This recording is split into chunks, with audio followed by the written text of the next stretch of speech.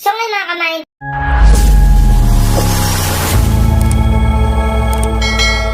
naranasan nyo ba na laging delayed yung mga messages natin sa ating messenger application? Or minsan naman yung mga notifications hindi kagad pumapasok at yung mga message ng mga tropa natin is napakatagal bago pumasok at saka lang natin malalaman na nag-message pala sila once na lumipas na yung ilang oras or ilang minuto. So paano nga ba i-fix at ayusin yung ganitong problema? Sinisure lang na panoorin yung video ng matapos para malaman nyo kung paano i-fix or ayusin yung delayed messages and notifications sa ating messenger ngayong 2024. Minsan talaga is na problema tayo bakit napaka-delayed na message ng mga kachat natin. Minsan nag-chat tayo tapos napakatagal nila mag-reply, parang may lumalabas na 3 tuldok na nagtatype, pero yun pala naka-reply na sila at delay lang talaga pumasok sa ating messenger application. So meron tayo dito mga steps para maayos yung delayed messages and notification sa ating messenger. So unang paraan para maayos yan is pumunta kayo sa Play Store. Click nyo lang tong Play Store, then i-search nyo lang dito yung messenger. So click mo lang tong search bar dito or search button, type mo lang sa may search bar yung messenger, then search mo lang. Once may makita ka ditong update, i-click mo lang yung update kasi baka may na-update sila mga bagong features or settings kaya nagiging delay yung mga messages and notifications sa ating messenger application.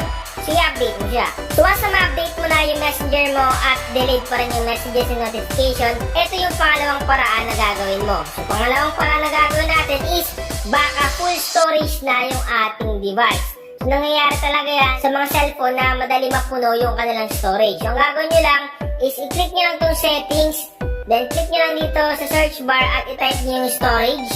So, may lalabas yan na storage once na nilagay nyo dito sa may search settings. So, click mo lang itong storage. Then, mapapansin nyo dito sa may storage kung puno na ba yung inyong storage sa cellphone.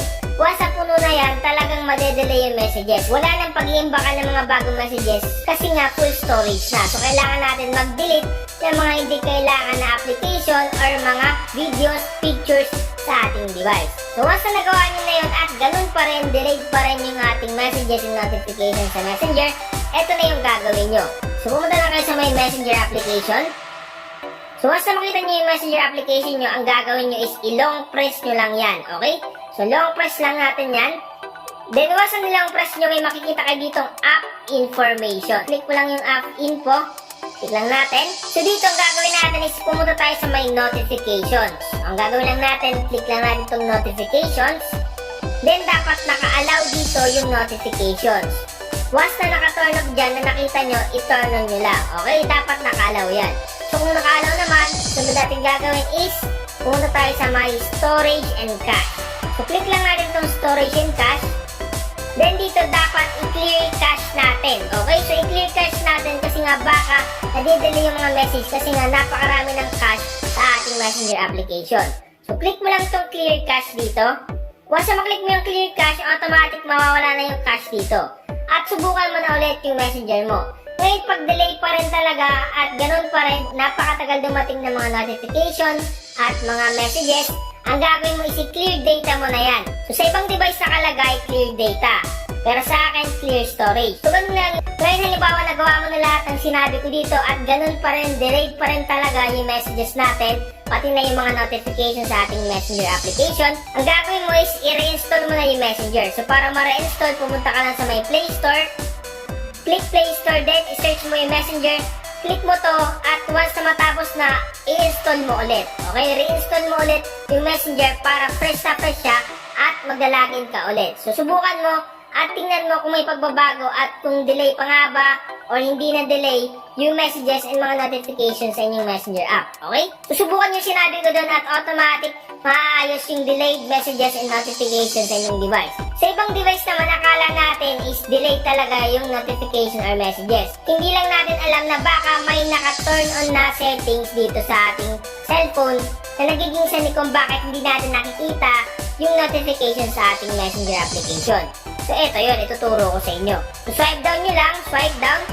Baka kasi naka-turn on yung do not disturb sa inyong device, kaya once na may mga notification, may mga bagong messages sa inyong messenger at naka-exit kayo sa application, hindi nyo makita yung mga bagong notification kasi nga naka-activate yung do not disturb. Ang gagawin nyo lang is i-turn off nyo.